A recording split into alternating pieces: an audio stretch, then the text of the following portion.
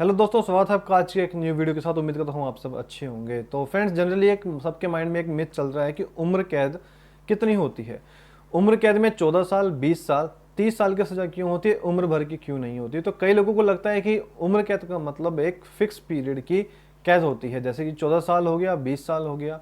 और साथ ही ये भी कि अगर एक कैदी के दिन और रात अलग अलग गिने जाते हैं, तो अलग अलग गिने जाने का मतलब है कि हम जैसे एक नॉर्मल व्यक्ति का दिन और एक कैदी के 2 दिन के बराबर गिना जाए। और अगर हम बात करें कि अगर किसी की 14 साल की सजा हुई है, तो ऊपर की अगर मैथ के हिसाब से केवल 7 साल की सलाखों के अंदर रहकर एक आज़ाद पंछी हो जाएगा। तो कितनी सच्चाई है इन सब बातों में, उम्र कैद के बारे में अलग अलग बातें क्यों सुनने में आती हैं, इस वीडियो की हेल्प से आज देखते हैं। आपके सारे डाउट्स इस वीडियो में क्लियर होने वाले हैं। और दोस्तों, चैनल पे नए, चैनल को सब्सक्राइब कीजिए फर्स्ट ऑफ ऑल, और बेल आइकन को भी प्रेस कीजिए। तो उम्र कैद का जो मतलब है, वो किसी भी दोषी को अपना बचा हुआ टाइम, यानी कि उसको बचा हुआ पूरा जीवन जेल में बिताना होगा, उसका जो पीरियड होता है वही होता है। सुप्रीम कोर्ट ने भी उम्र कैद पर सालों से चले आ रहे इस मिथ को बिल्कुल क्लियर करते हुए, सुप्रीम कोर्ट ने भी 21 नवंबर 2012 को एक मामले में की सुनवाई करते हुए कहा है कि ऐसा लगता है कि लोगों के बीच में एक ये गलत अवधारणा है, कंसेप्ट है कि उम्र कैद की जो सजा है वो पाए हुए कैदी के पास 14 साल या 20 साल जेल में रहने के बाद उसके पास एक कंपलसरी राइट दिया गया है कि उसको बाहर आ सकता है। लेकिन दरअसल अगर बात करें तो कैदी के पास ऐसा कोई भी राइट नहीं है। अगर जो भी कंसर्न गवर्नमेंट है उसके द्वारा अगर कोई भी छूट नहीं दी जाती है, तो उम्र कैद की सजा जो है पाया हुआ कैदी अपने जीवन के लास्ट मोमेंट तक जेल में रहेगा। यानी कि उम्र कैद में अगर केवल तभी छूट दी जाएगी जब जो उसकी कंसर्न गवर्नमेंट है, यानी कि स्टेट गवर्नमेंट, सेंट्रल गवर्नमेंट, उसके द्वारा अगर वो छूट देना चाहेगी तो।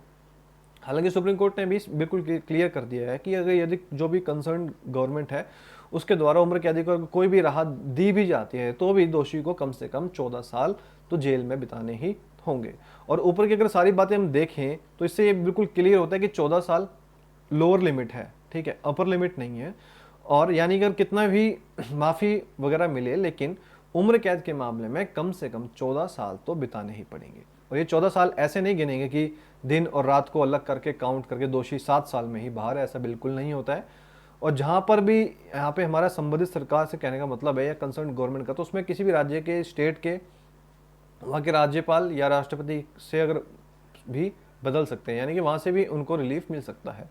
तो आम आदमियों के बीच ही नहीं बल्कि ये जो डाउट है उम्र कैद का, उसको कन्फ्यूजन कोर्ट तक भी है। तो इसीलिए अगर हम बात करें कि खुद ऑनरेबल सुप्रीम कोर्ट ने कोर्ट को रेस्क्यू में आना पड़ा, और इसलिए ही अब उम्र कैद में सजा देते वक्त कोर्ट में ये बिल्कुल स्पेसिफाई करना होता है कि एंटायर लाइफ, दैट मीन्स कि जिंदगी भर।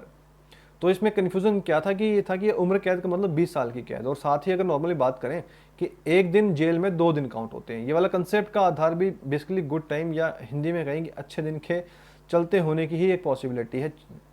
और दूसरी बात है, जो छुट्टियों को अच्छे दिन में काउंट किया जाता है, जो भी छुट्टियां होती हैं उनको अच्छे दिन में काउंट किया जाता है। तो जो कारागार, जेल अथॉरिटी होती है, उसमें लोगों को इसलिए भेजा जाता है कि उसमें वो ठीक होकर सुधार करके जेल से बाहर निकलेंगे, तो समाज में एक अच्छा इम्प्रेशन पड़ेगा जब वो वापस लौट के आएंगे। तो इसी के चलते ये काफ़ी मुश्किल हो जाता है कि उम्र कैद का पर्पज़ क्या है। क्योंकि देखो, उम्र कैद जो है वो अपराधी का समाज में मेन जो होता है, उसका रोल वो वापस कभी आ नहीं सकेगा। जैसे कि अगर हम बात करें कि एक फिक्स पीरियड की अगर कैद होती है, तो क्यों ही ना कैदी को पूरी उम्र के बजाय उसको मृत्युदंड, डेथ दे दिया जाए, यानी कि उसको फांसी दे दी जाए, उसको मृत्युदंड दे दिया जाए। क्योंकि देखो, साथ ही अगर हम बात करें कि जब उम्र कैद की सजा ही लेनी है, पूरी जिंदगी भर ही जेल में रहना है और उसको सुधरने का कोई अगर मोटिव भी नहीं है, तो वो क्यों ही सुधरे फिर। तो इसी के चलते उम्र कैद या किसी भी सजा में माफ़ी या छूट, या बात करें पार्डन और रिमिशन का ऑप्शन दिया गया है। माफ़ी मतलब कि जिस क्राइम के लिए अगर कोई दोषी या एक्यूज्ड सजा भुगत रहा है, उसे उस क्राइम से हमेशा के लिए मुक्त कर देना, या छूट मतलब दे देना। और एक और बात है इसमें कि अगर सजा दे चुकने के बाद होता क्या है कि जो कोर्ट है वो फंक्टस ऑफिशियो हो जाता है, यानी कि उसके पास जो अधिकार हैं वो खत्म हो जाते हैं। इसीलिए वो जो सजा है वो पनिशमेंट को घटा बढ़ा भी नहीं सकता।